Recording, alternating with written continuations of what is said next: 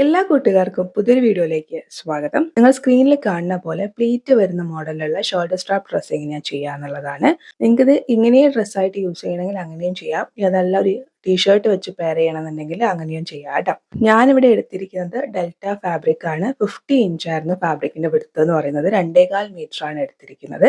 വിഡ്ത്തുള്ള fabric ആണെങ്കിൽ 2 metre തന്നെ ധാരാളമാണ് കേട്ടോ. ഇനി നിങ്ങളൊരു 44 ഇഞ്ച് വിഡ്ത്തൊക്കെ ഉള്ള ഫാബ്രിക് ആണ് എടുക്കണമെങ്കിൽ 2.5 മീറ്റർ എടുക്കുക കേട്ടോ. 2.25 മീറ്റർ മെയിൻ ഫാബ്രിക്കും 2 മീറ്റർ ലൈനിങ്ങും ആണ് എടുത്തിരിക്കുന്നത്. കോട്ടന്റെ ലൈനിങ് തന്നെ വേണമെന്ന് നിർബന്ധം പറഞ്ഞതുകൊണ്ടാണ് കോട്ടന്റെ ലൈനിങ് എടുത്തിരിക്കുന്നത് കേട്ടോ. ആദ്യം തന്നെ നമുക്കൊരു പാറ്റേൺ വരയ്ക്കാം. ഇതേപോലെ ഞാനൊരു ചെറിയ പീസ് പേപ്പർ എടുത്തിട്ടുണ്ട്. നിങ്ങളൊരു ന്യൂസ് പേപ്പർ എടുത്താലും മതി, ഒരു കുഴപ്പമില്ല. ഇവിടെ നമുക്ക് ഫോൾഡ് ചെയ്യാനൊന്നും പേപ്പർ ഇല്ലാത്തത് കൊണ്ട് തന്നെ ഇത് നമ്മുടെ ഫോൾഡഡ് സൈഡ് ആണെന്ന് വിചാരിക്കുക കേട്ടോ. അതായത് എനിക്ക് നേരെ പാരലൽ ആയിട്ടുള്ളത് ഫോൾഡഡ് സൈഡ് ആണെന്ന് വിചാരിച്ചിട്ട് വേണം നമ്മൾ അളവ് മാർക്ക് ചെയ്യാൻ വേണ്ടിയിട്ട്. അപ്പോൾ നമ്മൾ നോർമൽ മാർക്ക് ചെയ്യുന്ന പോലെ എത്രയാണോ നിങ്ങളുടെ ഷോൾഡർ എന്ന് വെച്ച് കഴിഞ്ഞാൽ ഷോൾഡർ മാർക്ക് ചെയ്ത് കൊടുക്കുക. 7 ഇഞ്ചാണ്, 7 മാർക്ക് ചെയ്ത് കൊടുക്കുന്നുണ്ട്. അവിടുന്ന് നേരെ താഴേക്ക് എത്രയാണോ ആം ഹോൾ ലെങ്ത് എന്ന് വെച്ച് കഴിഞ്ഞാൽ അത് മാർക്ക് ചെയ്യുക. അതും 7 ഇഞ്ചാണ്, 7 മാർക്ക് ചെയ്ത് കൊടുത്തിട്ട് ഇതേപോലൊരു എൽ ഷേപ്പ് വരച്ചു കൊടുക്കുന്നുണ്ട്.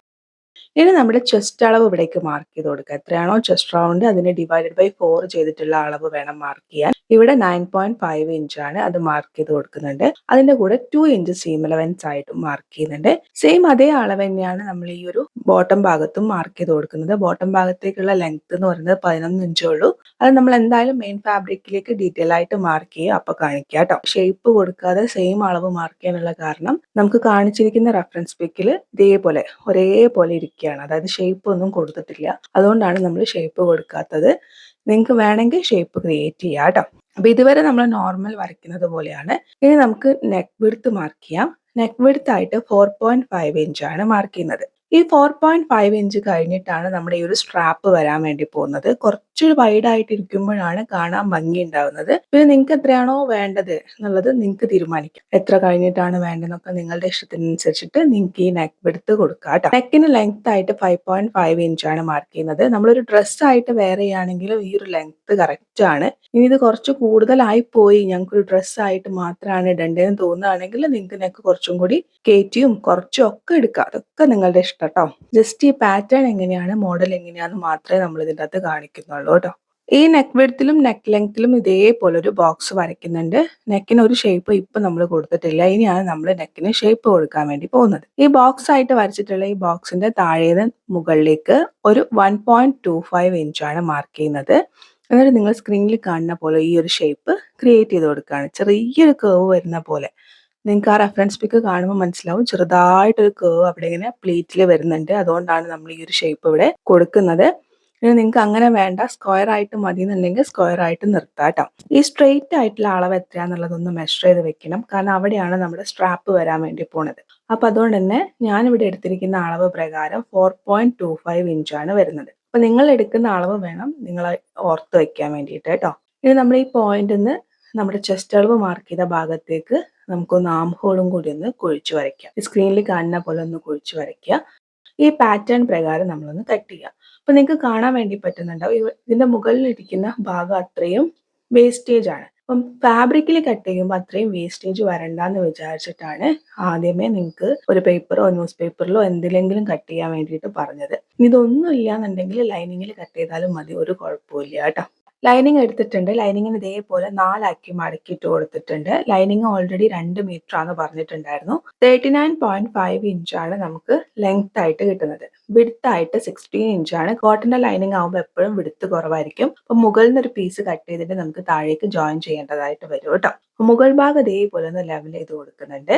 നിങ്ങൾക്ക് ഈ ഒരു ഡ്രസ്സ് ഫ്ലോർ ലെങ്ത് ആയിട്ടാണോ വേണ്ടത് അല്ലെങ്കിൽ എത്രയാണോ നിങ്ങളുടെ ലെങ്ത് വേണ്ടതെന്നുള്ളത് നിങ്ങൾ ആദ്യം കാൽക്കുലേറ്റ് ചെയ്ത് വെക്കാം. അതിലേക്ക് ഒരു 2 ഇഞ്ച് സീം അലവൻസ് ആയിട്ട് ആഡ് ചെയ്ത് കൊടുക്കുക. 2 അല്ലെങ്കിൽ 1.5 ഇഞ്ച് സീം അലവൻസ് ആയിട്ട് ആഡ് ചെയ്യുക. ആ കിട്ടുന്ന അളവിൽ നിന്ന് നേരത്തെ ഞാൻ പറഞ്ഞിട്ടുണ്ടായിരുന്നു സ്ട്രാപ്പിന് കൊടുക്കേണ്ട ഒരു അളവ് ഓർത്ത് വെക്കാൻ വേണ്ടിയിട്ട്. ആ അളവ് നിങ്ങൾ എന്ത് ചെയ്യണം, മൈനസ് ചെയ്യണം. അപ്പൊ എനിക്കിവിടെ 4.25 ആണ്. നിങ്ങൾക്ക് എത്രയാണോ അളവ് വെച്ചാൽ ആ അളവ് വേണം നിങ്ങൾ മൈനസ് ചെയ്യാൻ വേണ്ടിയിട്ട്. അങ്ങനെ മൈനസ് ചെയ്തിട്ട് ബാലൻസ് വരുന്ന ലെങ്ത് വേണം നമ്മൾ ലൈനിങ്ങിനും അതുപോലെ തന്നെ മെയിൻ ഫാബ്രിക്കിനും എടുക്കാൻ വേണ്ടിയിട്ട്. മെയിൻ ഫാബ്രിക്കിന് ഒരു 2-3 ഇഞ്ച് ലെങ്ത് കുറച്ചിട്ട് ലൈനിങ് എടുത്താൽ മതി. അപ്പൊ എനിക്ക് 39.5 ഇഞ്ച് എന്ന് പറയുന്നത് കറക്റ്റ് ആണ്. ഇനി എന്താ ചെയ്യണേന്ന് വെച്ച് കഴിഞ്ഞാൽ നിങ്ങൾ സ്ക്രീനിൽ കാണുന്ന പോലെ നമ്മൾ നേരത്തെ കട്ട് ചെയ്ത് മാറ്റി വെച്ചിരിക്കുന്ന പാറ്റേൺ എടുക്കുന്നുണ്ട്. ഫോൾഡഡ് ആയിട്ടുള്ള ഭാഗത്ത് അതുപോലെ ടോപ്പിലും ഈ പാറ്റേൺ ടച്ച് ചെയ്യുന്ന രീതിയിൽ നിങ്ങൾ സ്ക്രീനിലേക്ക് നന്നായിട്ട് ശ്രദ്ധിക്കുക. ഇതുപോലെ വെച്ചു കൊടുക്കുക. ആ നെക്കിന്റെ ഷേപ്പും ആം ഹോളിന്റെ ഷേപ്പും പാറ്റേൺ കട്ട് ചെയ്തിരിക്കുന്ന അത്രയും ലെങ്ത് വരെയും ഞാൻ ഇതേപോലെ ഒന്ന് വരച്ചെടുക്കുന്നുണ്ട്. ഇനി നമുക്ക് ബാക്കി ബാലൻസ് അളവ് ഇതിലേക്ക് മാർക്ക് ചെയ്യണം. ആം ഹോൾ ലെങ്ത് എന്ന് പറയുന്നത് 7 ഇഞ്ച് ആയിരുന്നു. അത് ഇതേപോലെ ആം ഹോൾ ലെങ്ത്തിന്റെ ഭാഗത്ത് വെച്ചിട്ട് ബാക്കി താഴേക്ക് 14 ഇഞ്ചാണ് വേസ്റ്റ് അളവ് എന്നുള്ളത് അത് ഇതേപോലെ ഒന്ന് അടയാളപ്പെടുത്തി കൊടുക്കുന്നുണ്ട്. ഞാൻ നേരത്തെ പറഞ്ഞിരുന്നു നമ്മൾ ഷേപ്പ് ഒന്നും കൊടുക്കുന്നില്ല എന്ന്. അതുകൊണ്ട് ഈ അളവ് തന്നെ താഴേക്ക് മാർക്ക് ചെയ്ത് കൊടുക്കുകയാണ്. നിങ്ങൾക്ക് ഈ ഒരു സമയത്ത് ഷേപ്പ് വേണമെന്നുണ്ടെങ്കിൽ ഇവിടെ ഒന്ന് ഷേപ്പ് ക്രിയേറ്റ് ചെയ്തെടുക്കാം. വേസ്റ്റ് മാർക്ക് ചെയ്ത പോയിന്റിൽ നിന്ന് താഴേക്ക് മാക്സിമം ഫ്ലെയർ കിട്ടുന്ന രീതിയിൽ വരയ്ക്കുകയാണ്. അപ്പൊ നമുക്കിവിടെ 16 ഇഞ്ചേ ഉള്ളൂ. അപ്പൊ അതുകൊണ്ട് തന്നെ കുറച്ച് ഫ്ലെയർ കുറവാണ്. അപ്പൊ അതിന് വേണ്ടിയിട്ട് മുകളിൽ നിന്ന് ഒരു പീസ് കട്ട് ചെയ്തിട്ട് ഇതേപോലെ താഴേക്ക് വെച്ചിട്ട് ജോയിൻ ചെയ്ത് കൊടുക്കുകയാണ് ചെയ്യുന്നത് കേട്ടോ. എപ്പോഴും നമ്മൾ ഒരു എയർലൈൻ ടൈപ്പിലുള്ള ഡ്രസ്സ് ചെയ്യുമ്പോൾ 18 to 22 ഇഞ്ചെങ്കിലും വിഡ്ത്ത് ഉണ്ടാവുന്നത് നല്ലതായിരിക്കും കേട്ടോ. അതുകൊണ്ടാണ് കുറച്ച് ഇതേപോലെ എക്സ്ട്രാ ജോയിൻ ചെയ്യുന്നത്. അളവ് പ്രകാരം ഇതേപോലെ കട്ട് ചെയ്തെടുത്തിട്ടുണ്ട്. അതേപോലെ ലൈനിങ്ങിലേക്ക് ഈ ഒരു പീസ് ജോയിൻ ചെയ്തു എടുത്തിട്ടുണ്ട്. ഇനി എന്താ ചെയ്യുന്നത് വെച്ചാൽ മെയിൻ ഫാബ്രിക് എടുക്കാം. മെയിൻ ഫാബ്രിക്കിന് ഇതേപോലെ 4 ആയിട്ട് മടക്കി കൊടുക്കാം. വിഡ്ത്ത് വൈസ് ആണ് 4 ആയിട്ട് മടക്കി കൊടുക്കുന്നത്. കാരണം എന്താ വെച്ചാൽ സ്കാലപ്പ് വരുന്നതുകൊണ്ട്. പക്ഷെ സ്കാലപ്പ് വരുന്നുണ്ടെങ്കിലും ഈ എൻഡ് പോർഷൻ ഇതേപോലെ സ്കാലപ്പ് പോലെ വേണ്ട എന്നാണ് അവർ പറഞ്ഞിരിക്കുന്നത്. എന്നാലും നമുക്ക് സ്കാലപ്പ് വരുന്നതുകൊണ്ട് വിഡ്ത്ത് വൈസേ മടക്കാൻ പറ്റുള്ളൂ. അപ്പൊ അതുകൊണ്ട് വിഡ്ത്ത് വൈസ് ഞാൻ ഇതേപോലെ മടക്കുമ്പോൾ എനിക്ക് 25 ഇഞ്ച് കിട്ടുന്നുണ്ട്. അതായത് നമ്മൾ 4 ആയിട്ട് മടക്കിയിട്ടപ്പോൾ ഫാബ്രിക്കിന്റെ വിഡ്ത്ത് എന്ന് പറയുന്നത് 25 ഇഞ്ച് കിട്ടുന്നുണ്ട്. അത് 2.25 മീറ്റർ എടുത്തതുകൊണ്ടാണ്. 2 മീറ്റർ ആകുമ്പോൾ അത്രയും ഉണ്ടാവില്ല, നിങ്ങൾക്ക് കറക്റ്റ് ആയിട്ടായിരിക്കും ഉണ്ടാവുക. പിന്നെ ഇവിടെ നമുക്ക് കുറച്ച് ഫാബ്രിക് കൂടിയാലും കുഴപ്പമില്ല, കാരണം നമ്മൾ പ്ലീറ്റ് ഇട്ട് കൊടുക്കുകയാണല്ലോ. ഇനി താഴേന്ന് മുകളിലേക്ക് ഞാൻ നേരത്തെ പറഞ്ഞ പോലെ നിങ്ങൾക്ക് എത്രയാണോ ലെങ്ത് വേണ്ടത് വെച്ചാൽ ആ ലെങ്ത് മാർക്ക് ചെയ്ത് കൊടുക്കുക. ഇപ്പൊ സീം അലവൻസ് അടക്കം ഞാനൊരു 45 ഇഞ്ചാണ് ലെങ്ത് മാർക്ക് ചെയ്ത് കൊടുക്കുന്നത്. ഇതേപോലെ ഒരു ലൈൻ വരച്ചിട്ടുണ്ട്. മെയിൻ ഫാബ്രിക്കിൽ നമുക്ക് പ്ലീറ്റ് കൊടുക്കാനുണ്ട്.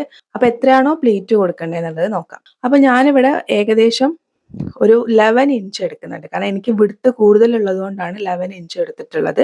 നിങ്ങളൊരു 5 ഇഞ്ച് മുതൽക്ക് എത്രയാണോ നിങ്ങൾക്ക് എടുക്കാൻ പറ്റുക വെച്ചാൽ അത്രയും എടുത്താൽ നല്ലതാണ്. പ്ലീറ്റ് കൂടുതൽ ഉണ്ടാവുമ്പോൾ കാണാൻ ഭംഗിയാണ്. അപ്പൊ നിങ്ങൾക്ക് എങ്ങനെയാ നിങ്ങളുടെ അവൈലബിലിറ്റി അനുസരിച്ചിട്ട് നിങ്ങളുടെ അടുത്ത് എത്രയാണോ ഫാബ്രിക് ഉള്ളത് വെച്ചാൽ അതിനനുസരിച്ചിട്ട് നിങ്ങൾക്ക് എടുക്കാം. എന്തായാലും ഒരു 5 ഇഞ്ച് മുതൽക്ക് എത്ര വേണമെങ്കിലും എടുക്കാം. അപ്പൊ ഞാൻ ഇതേപോലെ 11 ഇഞ്ച് മുകളിൽ നിന്ന് താഴെ വരെ മാർക്ക് ചെയ്തിട്ട് അവിടെ ഒരു ലൈൻ വരയ്ക്കുന്നുണ്ട്. ആ ലൈനിന്റെ മുകളിലേക്കാണ് ഇതേപോലെ നമ്മൾ കട്ട് ചെയ്ത് മാറ്റി വെച്ചിരിക്കുന്ന നമ്മുടെ ലൈനിങ്ങിന്റെ പീസ് ഇട്ട് കൊടുക്കുന്നത്. നെക്കും ആം ഹോളും ഒക്കെ ലൈനിങ്ങിലുള്ള അതേ അളവ് പ്രകാരം ഒന്ന് വരയ്ക്കുന്നുണ്ട്.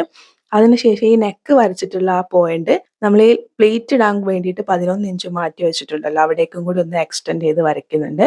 അപ്പൊ നിങ്ങൾക്ക് ഇവിടെ കാണാൻ വേണ്ടി പറ്റുന്നുണ്ടാവും സൈഡിലുള്ള അളവൊക്കെ അതേപോലെ വരുന്നുണ്ട്.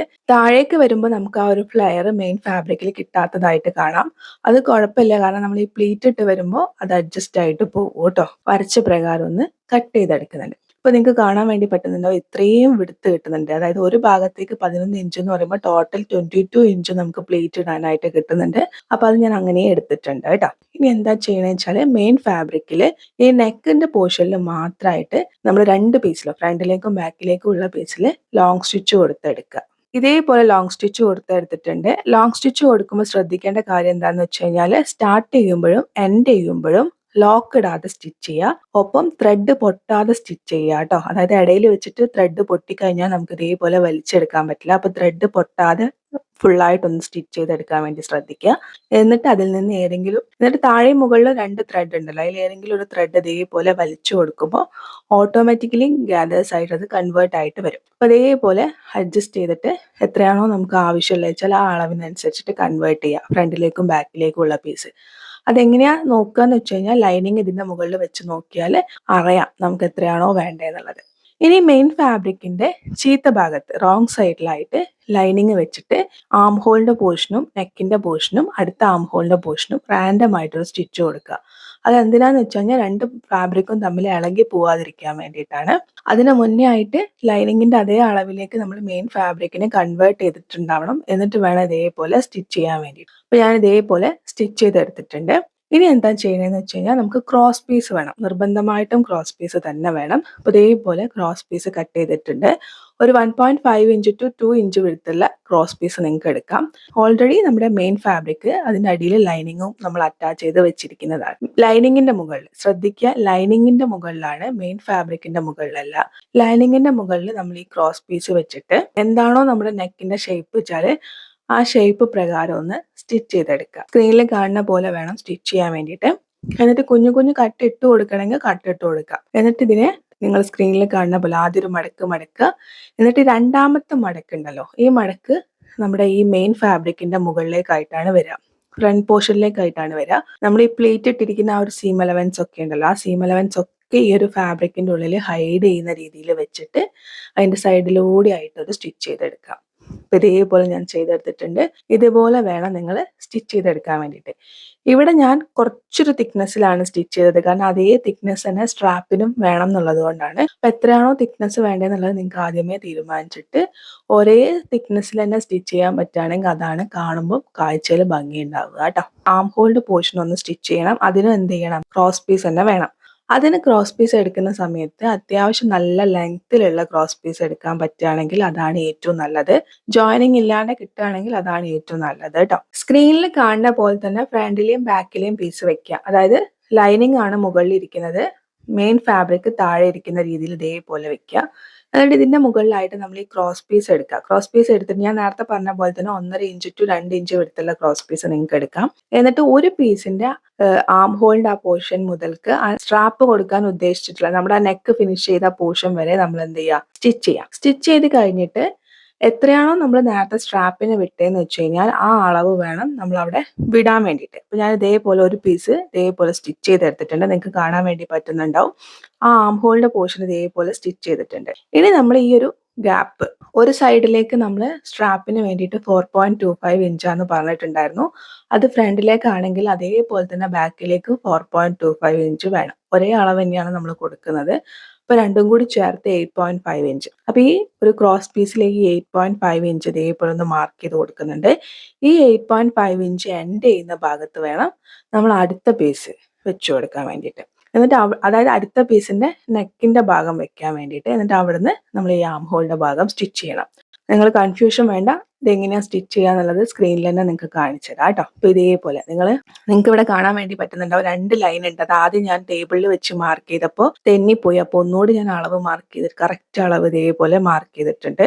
അപ്പൊ ഈ ലൈന് മാർക്ക് ചെയ്ത ആ പോയിന്റിൽ ഞാൻ നെക്സ്റ്റ് പീസിന്റെ നെക്കിന്റെ പോർഷനാണ് വെച്ചു കൊടുക്കുന്നത്. ശ്രദ്ധിക്കുക, നെക്കിന്റെ പോർഷൻ തന്നെ വെച്ചു കൊടുക്കുക.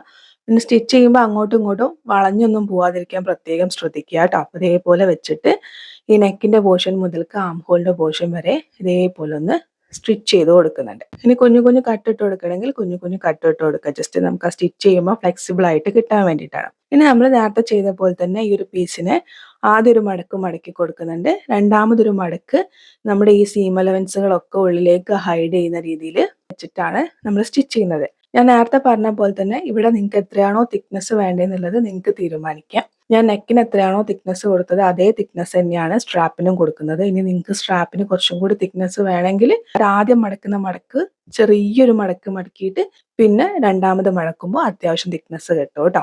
അപ്പൊ ഇതേപോലെ എന്ത് ചെയ്യാന്ന് വെച്ച് കഴിഞ്ഞാൽ ഒരു ആം ഹോളിന്റെ എൻഡ് മുതൽക്ക് നമ്മൾ ഇതേപോലെ സ്റ്റിച്ച് ചെയ്ത് വരാം. സ്റ്റിച്ച് ചെയ്ത് കഴിഞ്ഞിട്ട് നമ്മൾ ഈ സ്ട്രാപ്പിന് കൊടുത്തിരിക്കുന്ന ഭാഗം ഉണ്ടല്ലോ, ആ ഭാഗം സെയിം ഇതേപോലെ തന്നെ നിങ്ങൾക്ക് ആദ്യം വേണമെങ്കിൽ പിൻ കുത്തി കൊടുക്കാം. പിൻ കുത്തിയിട്ട് ആ ഭാഗം ഇതേപോലെ സ്റ്റിച്ച് ചെയ്യാം.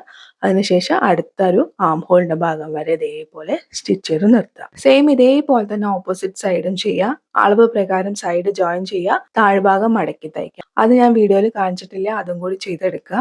വളരെ എളുപ്പത്തിൽ വളരെ സിമ്പിൾ ആയിട്ട് ചെയ്തെടുക്കാൻ വേണ്ടി പറ്റുന്ന ഒരു പാറ്റേൺ ആണ്. അപ്പൊ ഇങ്ങനെയാണ് നമ്മുടെ ഫൈനൽ ലുക്ക് ഉണ്ടാവുക. നിങ്ങൾക്ക് ഇതൊരു ഡ്രസ്സായിട്ട് വെയർ ചെയ്യണമെങ്കിൽ ഡ്രസ്സായിട്ട് വെയർ ചെയ്യാം. അതല്ല ഞാൻ നേരത്തെ പറഞ്ഞ പോലെ ഒരു ടീഷർട്ട്, ഒരു ഫുൾ സ്ലീവ് ടീഷർട്ടിന്റെ കൂടെ വെയർ ചെയ്യണമെന്നുണ്ടെങ്കിൽ അങ്ങനെയും ചെയ്യാം. അപ്പൊ നിങ്ങൾക്ക് വീഡിയോ ഇഷ്ടപ്പെട്ടു എന്ന് വിചാരിക്കുന്നു. വീഡിയോ ഇഷ്ടപ്പെട്ടാൽ ലൈക്ക് ചെയ്യാനും സപ്പോർട്ട് ചെയ്യാനും മറക്കണ്ട. മറ്റൊരു വീഡിയോ ആയിട്ട് വീണ്ടും വരുന്നവരെ thank you for watching. Love you all.